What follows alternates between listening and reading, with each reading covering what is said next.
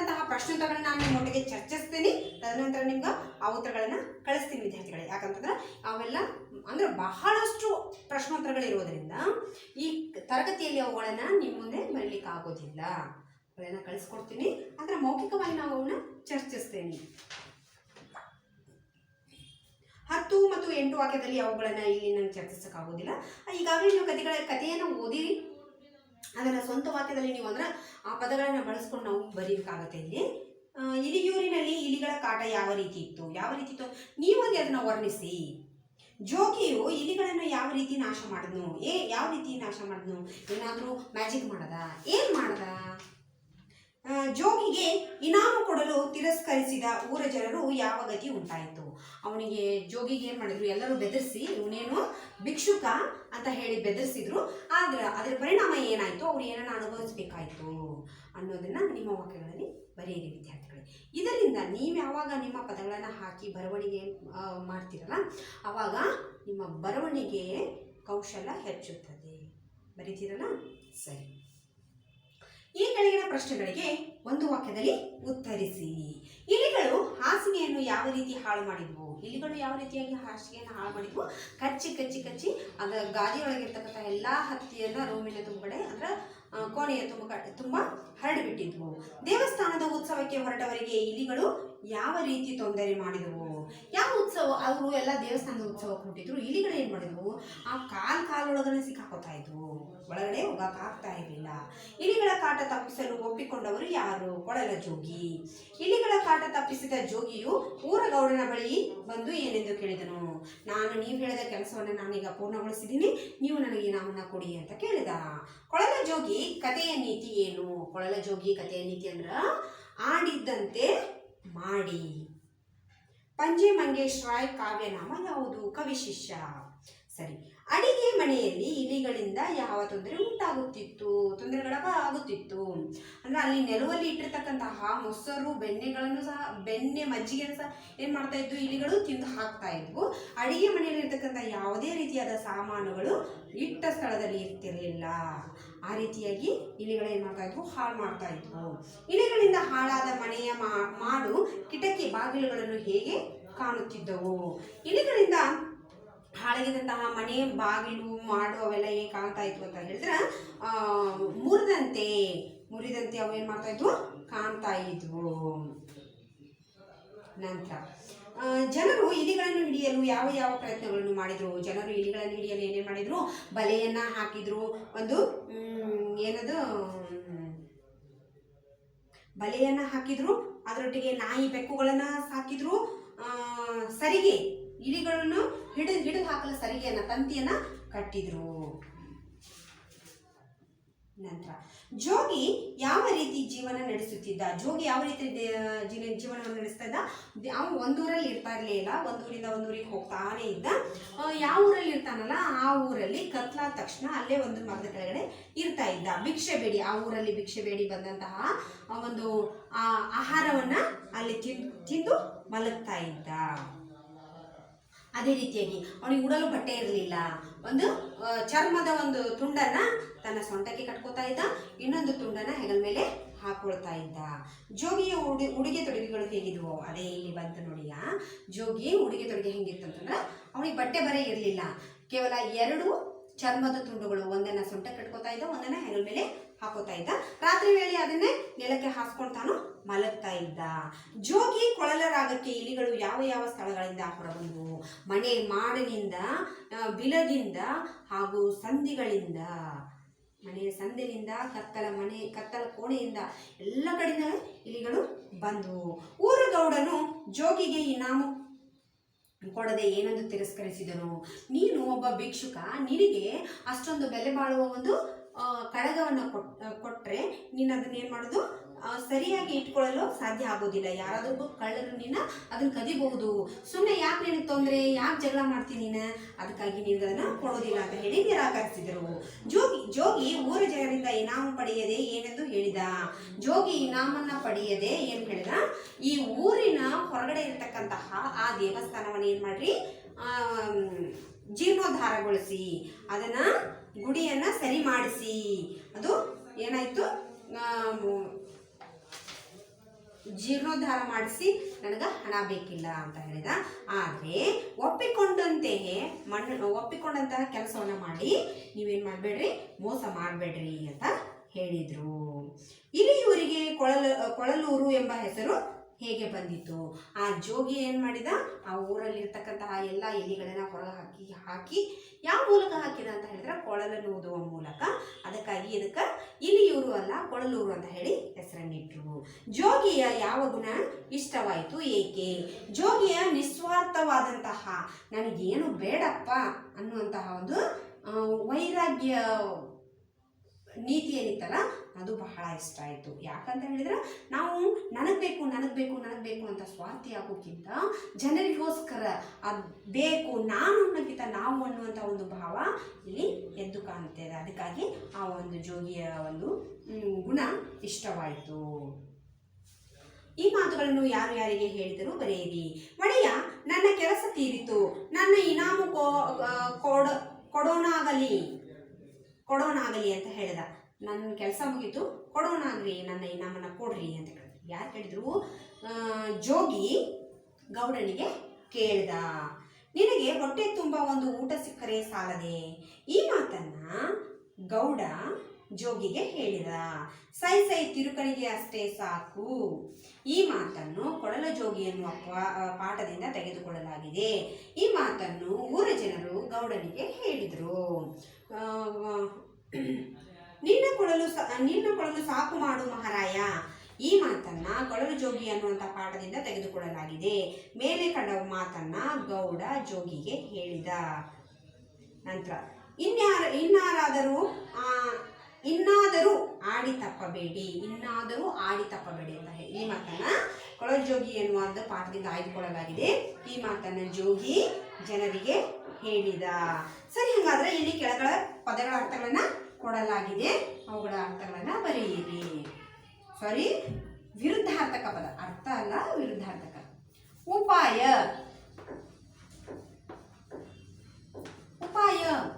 ಅದರ ವಿರುದ್ಧಾರ್ಥಕ ಪದ ಉಪಾಯ ಮಾಡಿದೆ. ಅದ್ರ ವಿರುದ್ಧಾರ್ಥಕ ಪದ ಏನು?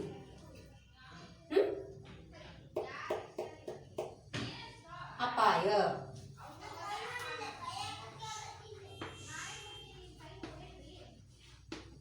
ಅಪಾಯದಲ್ಲಿ ಸಿಕ್ಕಾಕೊಳ್ಳೋದಾದ್ರೆ ನಾವು ಉಪಾಯ ಮಾಡೋಕ್ಕಾಗೋದು. ಒಂದು ಉಪಾಯ ಮಾಡಿದ. ಆಸೆ, ನಿರಾಸೆ.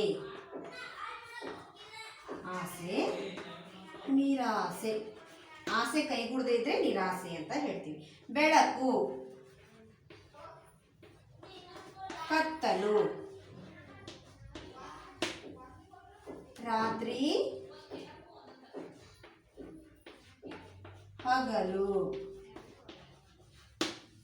ಕಷ್ಟ,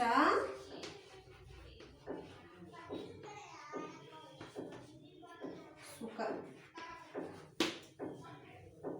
ಸರಿ, ಅವರನ್ನು ನೀಟಾಗಿ ಬರೆಯಿರಿ ವಿದ್ಯಾರ್ಥಿಗಳ. ನಂತರ ಈ ಕೆಳಗೆ ನೀಡಲಾಗಿರುವ ವಾಕ್ಯದಲ್ಲಿನ ಪದಗಳನ್ನು ಅರ್ಥಪೂರ್ಣವಾಗಿ ಜೋಡಿಸಿ ಬರೆಯಿರಿ. ಇಲ್ಲಿ ಪದಗಳನ್ನು ಕೊಡಲಾಗಿದೆ, ಅವುಗಳು ಅರ್ಥಪೂರ್ಣವಾಗಿಲ್ಲ, ಹಾಗೆ ಬರೆದಿರೋದು. ಅವುಗಳನ್ನು ನಾವು ಸರಿ ಮಾಡಿ ಬರಬೇಕು. ಹೊರಗೆ ಜೋಗಿ ಊರಿನ ಕೊಳಲನ್ನು ಊದಿದನು ಬಾರಿಸುತ್ತಾ. ಬರ್ದಾಯ್ತಾ ಇದ್ನಾ? ಸರಿ.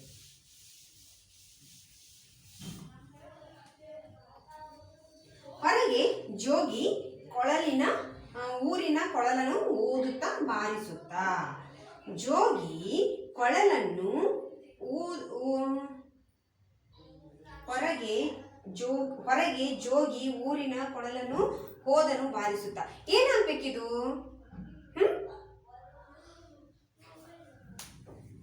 ಒಂದು ಸರಿಪಡಿಸಿ ಬರೆಯಿರಿ. ಜೋಗಿ ಊರಿನ ಹೊರಗಡೆ ಕೊಳಲನ್ನು ಬಾರಿಸುತ್ತಾ ಹೋದನು. ಸರಿ. ಜೋಗಿ ಊರಿನ ಹೊರಗಡೆ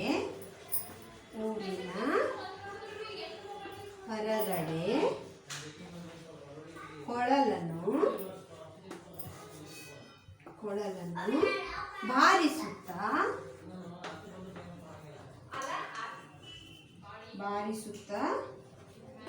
ಹೋದನು. 2. ತರಿಸಿದರು ಇಲಿಗಳನ್ನು ಬೋನುಗಳನ್ನು ಹಿಡಿಯಬೇಕೆಂದು ಊರಿನವರು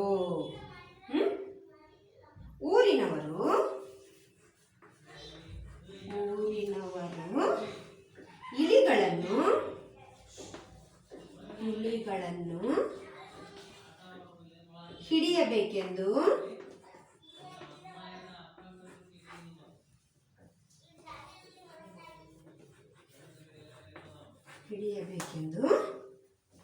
ಬೋನುಗಳನ್ನು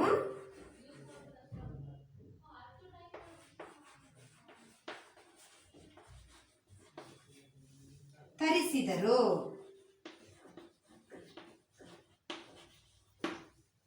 3. ಕೊಳಲು ಜೋಗಿ ಇತ್ತು ಬಿದಿರಿನ ಬಳಿಯಲ್ಲಿ. ಜೋಗಿ ಬಳಿಯಲ್ಲಿ ಕೊಳಲು ಇತ್ತು. ಜೋಗಿ ಬಳಿಯಲ್ಲಿ ಬಿದಿರಿನ ಕೊಳಲು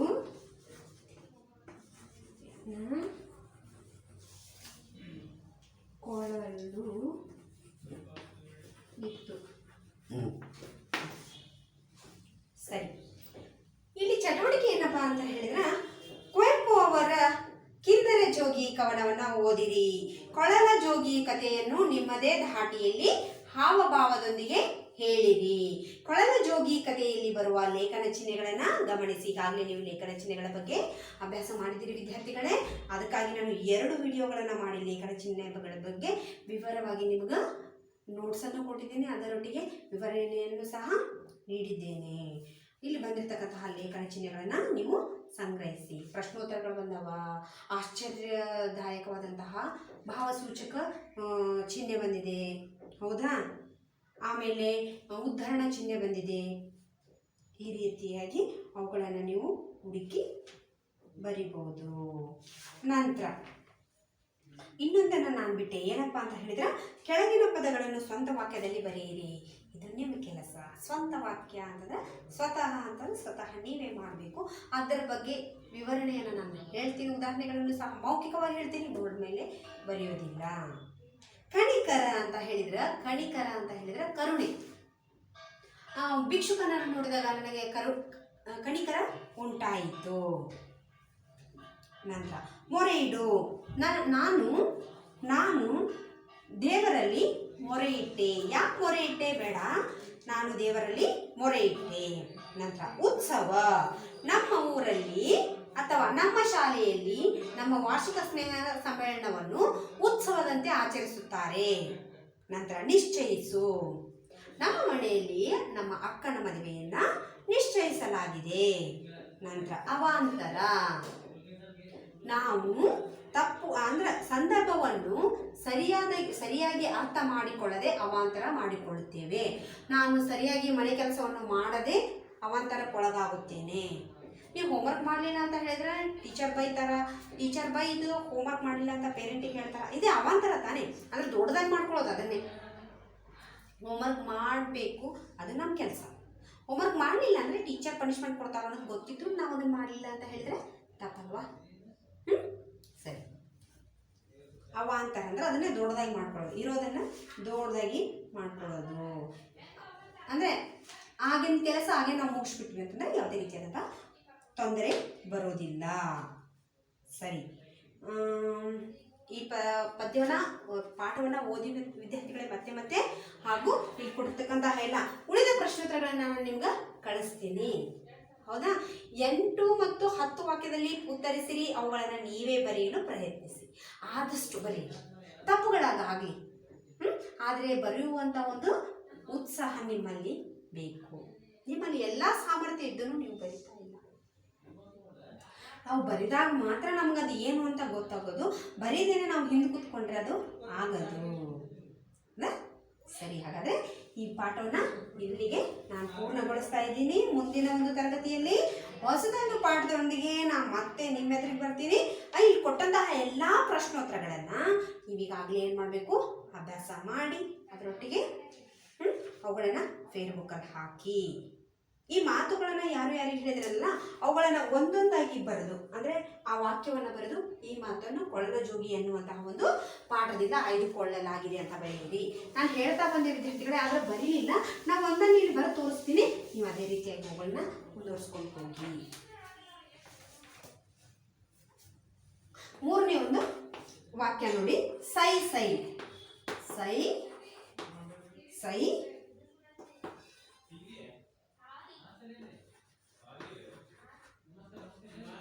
ತಿರುಕಣಿಗೆ ಅಷ್ಟೇ ಸಾಕು,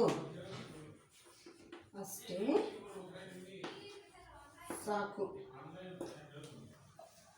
ಈ ಮಾತನ್ನು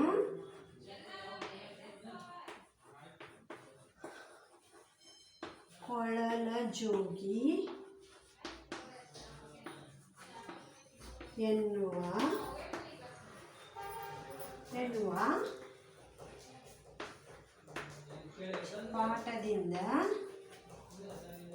ಪಾಠದಿಂದ ಆಯ್ದುಕೊಳ್ಳಲಾಗಿದೆ.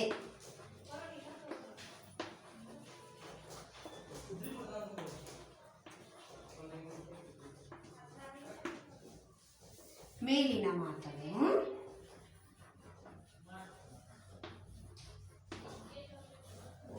ಊರ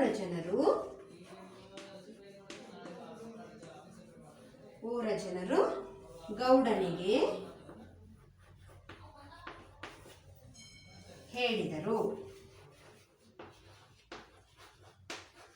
ಇಲ್ಲಿ ಈ ಮಾತನ್ನು ಅಂತ ಮತ್ತೆ ಬರಿಬೋದಿತ್ತು, ಆದರೆ ಅದೇ ಏನಾಗುತ್ತೆ, ಬರೆಯೋದ್ರಿಂದ ಒಂದು ಬೇರೆ ತರ ಇರಲಿ ಅನ್ನೋದಕ್ಕಾಗಿ ಮೇಲಿನ ಮಾತನ್ನು ಅಂತ ಹಾಕಿದೆ. ಈ ಒಂದು ಅಂಶ ಐತಲ್ಲ, ಅದಕ್ಕೆ ಪೀಠಿಕೆ ಈ ಒಂದು ಅಂಶ ಇದೆಯಲ್ಲ, ಯಾರು ಯಾರಿಗೆ ಹೇಳಿದರು, ಇಷ್ಟು ನೀವು ಬರಿಬೇಕಾಗತ್ತೆ ವಿದ್ಯಾರ್ಥಿಗಳೇ. ಇದು 3 ಅಂಕಗಳಿಗೆ, ಸಾರಿ 2 ಅಂಕಗಳಿಗೆ. ಇದಕ್ಕೆ 1 ಅಂಕ, ಆಮೇಲೆ ಇದು ಯಾರಿಗೆ. ಸದ್ಯ ಇಷ್ಟಕ್ಕೆ ಅವ್ರು ಕೇಳಿರೋದು ಇಷ್ಟು, ಆದರೆ ಈ ಮಾಹಿತಿ ನಮಗೆ ಬೇಕು. ಯಾವ ಪಾಠದಿಂದ ಬಂದಿದೆ ಇದು? ನಾವು ಹಲವಾರು ಪ್ರಶ್ನೆಗಳನ್ನಲ್ಲಿ ಪರೀಕ್ಷೆಯಲ್ಲಿ ಕೊಟ್ಟಿರ್ತೀವಿ, ಯಾವ ಒಂದು ಪಾಠದಿಂದ ಆಯ್ದುಕೊಳ್ಳಲಾಗಿದೆ ಅಂತ ನಮಗೆ ತಿಳಿಯೋದಿಲ್ಲ. ಅಂತ ಒಂದು ಸಂದರ್ಭದಲ್ಲಿ ಏನು ಮಾಡಬೇಕು, ಆ ಪಾಠ ಯಾವ ಪಾಠದಿಂದ ಆಯ್ದುಕೊಳ್ಳಲಾಗಿದೆ ಅನ್ನೋದನ್ನು ಬರೆದು ಯಾರು ಯಾರಿಗೆ ಹೇಳಿದರು ಬರೆದ್ರೆ ಸಾಕು, ಆಯ್ತಾ. ಇದೇ ರೀತಿಯಾಗಿ ಉಳಿದವನ್ನೆಲ್ಲ ನಾನು 3ನೇ ಒಂದು ವಾಕ್ಯವನ್ನು ಬರೆದಿದ್ದೀನಿ. ಉಳಿದವುಗಳನ್ನೆಲ್ಲ ನೀವು ಇದೇ ರೀತಿಯಾಗಿ ಬರೆಯಿರಿ. ಆದರೆ ನಾನು ನಿಮ್ಗೆ ವಿಡಿಯೋ ಕಳಿಸೋದ್ರಲ್ಲಿ ಪ್ರಶ್ನೋತ್ತರಗಳನ್ನು ಮಾತ್ರ ಕಳಿಸ್ತೀನಿ, ಇವುಗಳೆಲ್ಲ ಕಳಿಸೋದಿಲ್ಲ. ಈಗಾಗಲೇ ನಾನು ಮೌಖಿಕವಾಗಿ ನಿಮ್ಮೊಟ್ಟಿಗೆ ಚರ್ಚಿಸ್ತಿದ್ದೀನಲ್ಲ, ಅದಕ್ಕೋಸ್ಕರ. ಸರಿ, ಹಾಗಾದರೆ ಮುಂದಿನ ತರಗತಿಯಲ್ಲಿ ಮತ್ತೆ ಸಿಗೋಣ. ಅಲ್ಲಿಯವರೆಗೂ ಶುಭ ದಿನ.